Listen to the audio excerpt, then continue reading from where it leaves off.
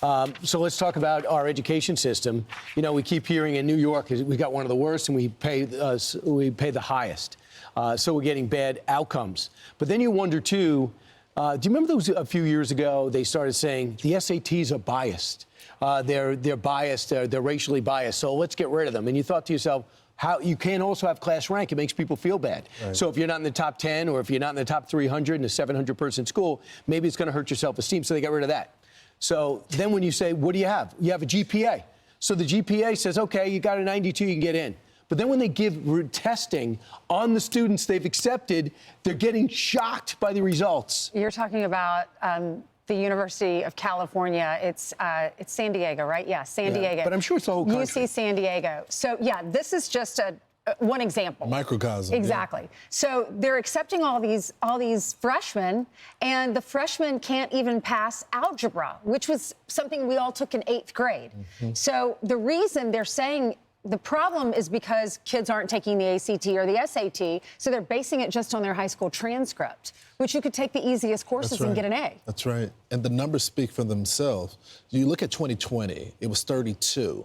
And then if you jump all the way up to 2025, wow. it's 921. In remedial math. That's exactly right. So that showed you that something has gone wrong. I don't know if it's the SAT or ACT.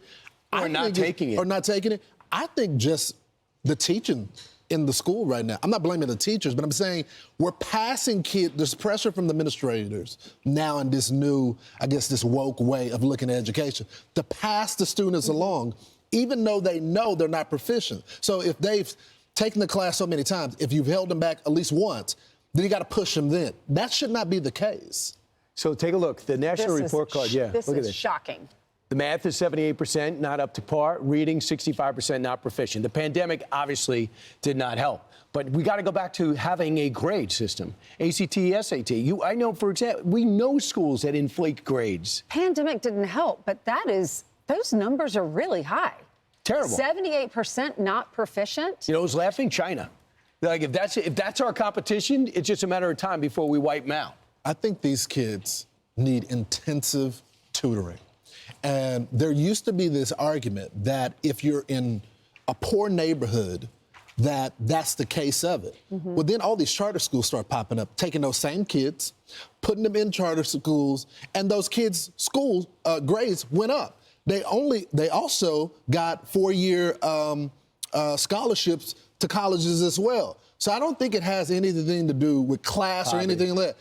It has to do with the way these kids are taught, the systems that they are taught in, and there needs to be competition in the marketplace right now. You know, it's not just the teacher's fault. I think so, too. You know, it's another horrible thing about this mayor being elected is he wants to cut back on charter schools.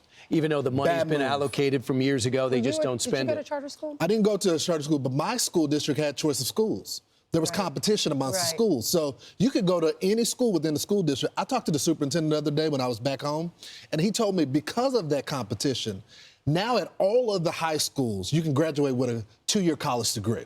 So the kids, when they go into college, they've already finished 2 years done. They get college credits. They get college credit, wow. 2 more years, and they get a 4-year degree. That's but the competition, it used to be just a few of the schools. Well, then parents start saying, well, if that school has it, I want that program for my kid as well.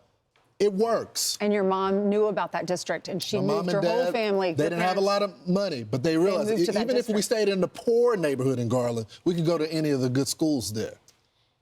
So it's a great system. I'm Steve Ducey. I'm Brian Kilmeade. And I'm Ainsley Earhart. And click here to subscribe to the Fox News YouTube page to catch our hottest interviews and most compelling analysis.